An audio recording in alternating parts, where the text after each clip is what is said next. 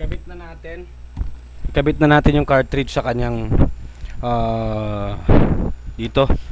So ang technique ko dito, turn on, then unplug natin yung kanyang saksakan para tumigil yung printhead. By that, ma-move natin na maayos yung printhead. So HMI Spark TAC 500 series, 515 to be specific. Hintayin lang natin na parang gagalaw yung printhead.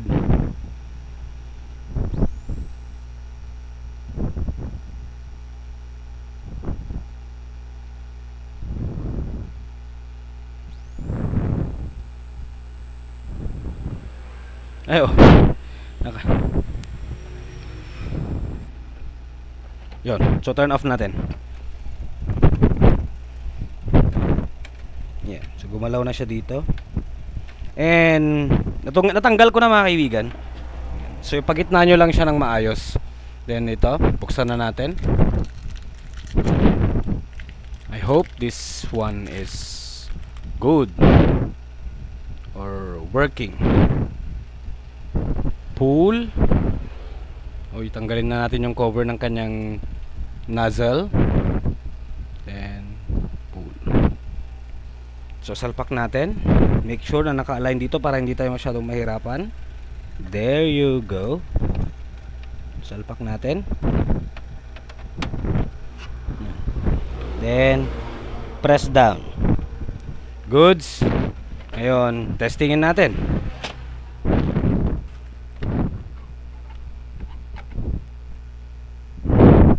Turning on. Sana walang error.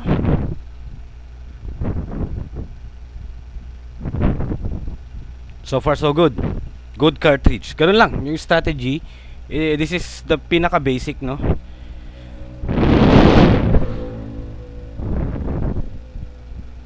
Walang laman yung block, kakaunti.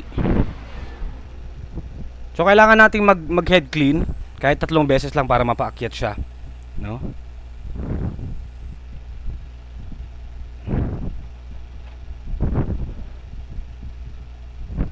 Okay, so mag-head clean tayo. So, how do we head clean this one, mga kaibigan? Ganito lang siya kasimple. So, kahit 3 beses kayo mag-head clean, make sure lang na merong sapat na laman yung tank. Yung merong sapat na ink, mga kaibigan, para mapaakyat niya. Kasi syempre, yung printhead natin, yung bagong salpak na cartridge, walang laman yan, mga kaibigan, as of now. So, turo ko lang sa inyo. So, ongoing na yung pag-cleaning nito. Mga kaibigan, hintayin lang natin matapos. Tinuturo ko sa inyo kung paano. So napakasimple lang nito, mga kaibigan. Press nyo lang ang power button nito for 6 seconds. Keep pressing it 6 seconds. And then dalawang clicks dito sa may colored. And then 3, then bitaw dito sa may black and white. 3 dito sa black and white. Testingin natin. 6 seconds. 1 2 3 4 5 6. Dalawang beses. Cancel natin kasi nag-photocopy siya. Ulitin natin. Wala dapat madagdag dito. 3 4 5 6. Dalawang beses. 3 beses. Bitaw. Yan. So, ang gagawin nyo lang, hihintayin yung maging stable yung kanyang power button, yung light. Then, okay na yan, mga kaibigan. You may do it for 3 times. Make sure lang na merong sapat na laman yung ink tank. Okay? So, ganun lang, mga kaibigan. Thank you for watching.